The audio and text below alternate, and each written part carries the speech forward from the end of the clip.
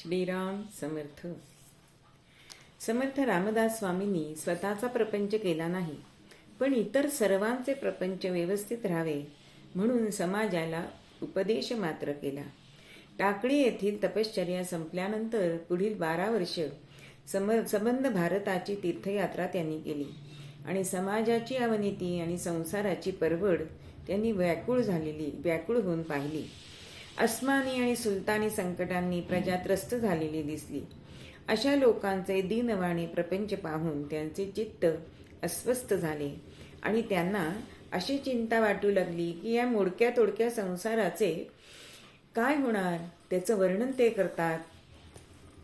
नसे अंतराया नसे पांघराया, नसे धामना दृढ छाया निजाया, नसे अन्न खाया नसे रम्य जाया, वृथा क्षीण संसार करीती रडाया.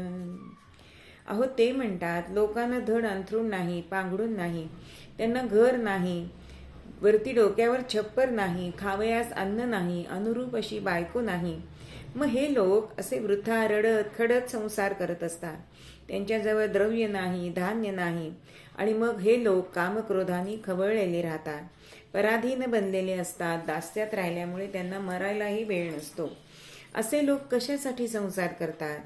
कारण त्यांना मनासारखा मित्र नसतो, आत्मज्ञान त्यांना माहिती नसतं. त्यांचा राग अनावर झाल्यामुळे शरीर आणि मस्तक नेहमी तापलेले असते. हा कसला संसार? त्यांना मनासारखे सोयरे मिळत नाहीत, त्यांचं चित्त शुद्ध नसतं. दुसऱ्याला त्रास देण्यासाठीच ते उणं दुणं बोलत असतात आणि त्यांचा हा असला रडका संसार. म्हणून रामदास स्वामी म्हणतात की अशा प्रापंचिकांना सुखाची वाट कोणी आणि कुठे पाहावी त्यांनी? आयुष्य संपत आलं, शरीर वार्धक्य झालं, अशांचा संसार व्यर्थ आहे.